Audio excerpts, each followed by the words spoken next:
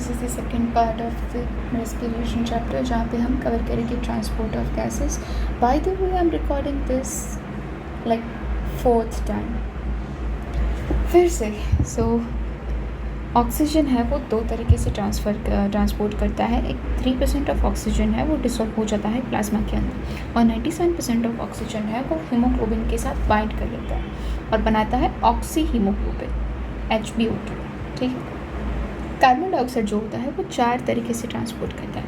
कैसे कैसे? तो 7% ऑफ कार्बन डाइऑक्साइड जो प्रोड्यूस हुआ टिश्यू में से वो हो जाएगा प्लाज्मा में डिसॉल्व. ठीक है. बाकी का जो CO2 है वो या तो कार्बोनिक एसिड के फॉर्म में ट्रांसपोर्ट करेगा. कार्बोनिक एसिड एकदम निग्लिजिबल अमाउंट में सॉरी. तो ये जो कार्बोनिक एसिड होता है वो होता है एक अनस्टेबल कंपाउंड. तो अनस्टेबल कंपाउंड क्या होगा? या तो टूटेगा या जुड़ेगा. तो यहाँ पे ये टूट जा रहा है किस में? एक बाइकार्बोनेट आयन में और H+ में. बाइकार्बोनेट होता है एक बिगड़ा हुआ बच्चा जो कैंपस की बस नहीं चढ़ेगा लेकिन कॉलेज नहीं जाएगा, बाहर चला जाएगा. तो ऐसे ही RBC के अंदर से चला जाएगा प्लाज्मा में लाइक बाहर चला जाएगा. सो ये जो H+ प्रोड्यूस हो, अब पहले इस बाइकार्बोनेट का सॉल्व कर लेते हैं. प्लाज्मा के अंदर होता है NaCl. ठीक है. तो ये जो बाइकार्बोनेट है वो सोडियम के साथ जुड़ जाएगा और बच जाएगा हमारे पास अकेला सा क्लोरीन. ठीक है. वो हमारे बाद में काम में आएगा, तो इसको भी याद रखो. तो ये जो H+ अब प्रोड्यूस हुआ वो बाइंड करेगा हीमोग्लोबिन के साथ और बनाएगा HbH. तो ये हुआ फर्स्ट, ये हुआ सेकंड, ये हुआ थर्ड, और ये है 4th way of transport of carbon dioxide. कैसे? तो ये जो 30% ऑफ कार्बन डाइऑक्साइड का ट्रांसपोर्ट होता है कार्बामीनो फॉर्म में. कार्बामीनो कंपाउंड क्या है? HbCO2. This is carbamino. तो CO2 will bind with HbH and will form carbamino compound. तो इस तरह से होता है CO2 का ट्रांसपोर्ट. ठीक है. तो यहाँ से अब क्या हो गया? H+ निकल गया. तो अब देखो RBC के अंदर H+ की कॉन्सेंट्रेशन बढ़ रही है. कैसे? ये जो CA एंजाइम है कार्बोनिक एनहाइड्रेस, ये होता है fastest enzyme of human body. तो यहाँ पे कंटिन्यूसली ये प्रोसेस चल रही है. तो H+ प्रोड्यूस हुए जा रहा है. यहाँ से भी H+ निकल रहा है. तो अल्टीमेटली H+ की कॉन्सेंट्रेशन RBC के अंदर बढ़ गई. तो ये क्रिएट करेगा एक आयोनिक इम्बैलेंस. आयोनिक इम्बैलेंस अगर क्रिएट हुआ तो बॉडी में क्या है हमारे पास? ये जो डिसोसिएटेड क्लोराइड था वो क्या करेगा? अंदर चला जाएगा. यहाँ पे क्लोराइड का शिफ्ट होगा. कहाँ पे? RBC के अंदर. तो इस फिनोमिनन को हम बोलते हैं chloride shift, also known as Hamburger's effect या हैमबर्गर्स फिनोमिनन, जो भी बोलो. सो ये हो गया कार्बन डाइऑक्साइड का यहाँ तक का सीन. तो अब हमारे पास ये जो कार्बन डाइऑक्साइड बना है इसको हमें बाहर निकालना है. कैसे निकालेंगे? बिगड़ा हुआ बच्चा है वो फिर से ये जो सोडियम बाइकार्बोनेट है वो डिसोसिएट हो जाएगा सोडियम में और बाइकार्बोनेट आयन में. तो ये जो बाइकार्बोनेट आयन है वो अंदर फिर से RBC के अंदर आ जाएगा और अंदर जो ये H+ है उसके साथ बाइंड करके बना लेगा कार्बोनिक एसिड, और ये कार्बोनिक एसिड फिर डिसोसिएट हो जाएगा H2O और CO2 में. ऐसे ही तो बना था, ऐसे ही टूट गया. तो ये CO2 और H2O बाहर निकल जाएगा. कहाँ पे? एल्वियोलर लेवल पे. तो हम जब एयर को एक्सपेल करते हैं तो वाटर वेपर्स भी एक्सपेल होती है साथ ही साथ. तो अब हम बात करते हैं ऑक्सीजन की. ठीक है. यहाँ पे जो H+ प्रोड्यूस हुआ वो क्या करेगा? ऑक्सी हीमोग्लोबिन का डिसोसिएशन करेगा. अब ऑक्सी हीमोग्लोबिन कैसे प्रोड्यूस हुआ वो हम नीचे देखेंगे. पहले ये देख लो कि HbO2 फॉर्म हुआ है तो वो अब डिसोसिएट हो जाएगा O2 में और H+ में. आगे H प्लस की कॉन्सेंट्रेशन क्या हो रही है, बढ़ रही है, तो क्या होगा, क्लोराइड शिफ्ट। ठीक है, तो यहाँ पे एक इफ़ेक्ट आती है बोर्स इफेक्ट। बोर्स इफेक्ट क्या होती है, जब partial pressure of CO2 increase होता है तो क्या होगा, H प्लस आयन की कॉन्सेंट्रेशन भी इंक्रीज करेगी, जो क्या करवाएगी, HbO2 का डिसोसिएशन। ठीक है, तो हमने डिसोसिएशन कब हमें पता है, ऑक्सीजन डिसोसिएशन का, उसमें क्या होता है, जब कार्बन डाइऑक्साइड की कॉन्सेंट्रेशन बढ़ती है तब क्या होता है, शिफ्ट टू राइट।